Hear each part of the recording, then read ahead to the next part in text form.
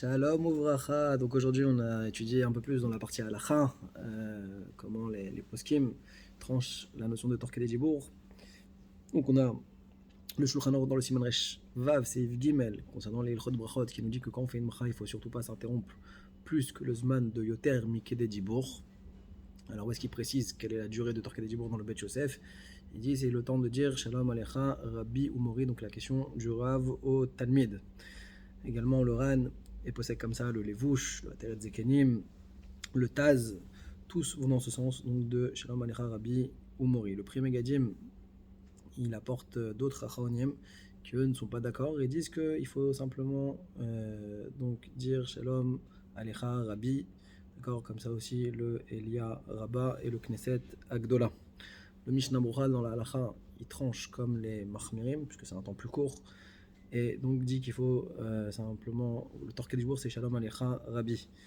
Le Kaf HaChaim également va dans ce sens-là, des Machmirim, et dit que ceux qui disent qu'il faut dire Mori, c'est une Taout Sofer, tout simplement. Ils ont une Taout Sofer, et donc ils ramènent aussi au nom du Ben Ishraï et d'autres Acharonim. Autre point qu'on a vu aujourd'hui, c'est le Divrei Yecheskel. Divrei Yecheskel, il rentre dans une Chakira, d'analyser le fait de savoir ce que Torqué des Dibour c'est par rapport à moi, c'est-à-dire chaque personne individuellement. On regarde combien de temps ça lui prend de dire Shalom Alecha Rabbi, ou est-ce qu'on va d'après la norme, d'accord? Est-ce qu'on va d'après la généralité qu'il y a ou pas? Alors sur ça, il dit en conclusion que c'est logique de dire qu'on va d'après la généralité, d'après la norme, du cas de l'Agma dans les Darim, du cas de Kriya, où on voit que là-bas dans le cas de Kriya où il y a une notion de Torqué des Dibour, on n'est pas rentré dans une ramification où ça dépend d'un temps de parole, puisque là-bas c'est Torqué des Dibour dans le temps uniquement, de savoir est-ce que Torqué des Dibour ou pas, la personne qui s'était évanouie, qui pensait être morte, est-ce qu'elle est morte ou pas. Autre point qu'on a vu aujourd'hui, très intéressant, la notion du ta'am de Torqué des Dibour, à savoir pour quelle raison on a institué cette notion de Torqué des Dibour. Est-ce que c'est Midera Banan, Midera Oraita?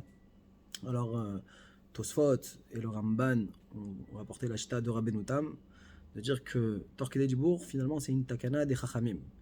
Que si jamais quelqu'un il se trouve en plein milieu d'une vente et qu'il doit maintenant dire bonjour à son Rav qui passe par là-bas, alors on ne peut pas lui empêcher de dire bonjour. Donc forcément, il faut qu'on lui permette cette interruption-là et qu'elle ne soit pas considérée une interruption, qu'elle ne lui porte pas préjudice par la suite. Sur ça, on a vu le Ran. Le Ran, il est maxé sur cette chita-là. Et il pose une première chita, le Ran, en disant, déjà, on a vu qu'il y a 4 cas qui n'ont pas ce principe de Torqué des Dibour, à savoir le Megadef, le Mekadesh, le Megaresh, celui qui fait Ovda Odazara. Sur ça, le Ran, il répond, il dit, cela, c'est des cas particuliers, parce qu'une personne qui va pour, par exemple, se marier ou divorcer, ou autre, des 4 cas, eh bien, cette personne-là, elle le fait Baskama Gmora, elle le fait avec la pleine conscience et il n'y a pas de réversibilité possible. Mais si on dit que c'est une takana trazal, alors c'est un problème, parce que c'est-à-dire que Khamim, ils ont mis des shiurim, tatatva chala shiurim, et donc c'est pas possible. Ce qui veut dire que d'après l'Oran, c'est véritablement Deoraita, c'est un concept de la Torah, le principe de Torquédé Dibour.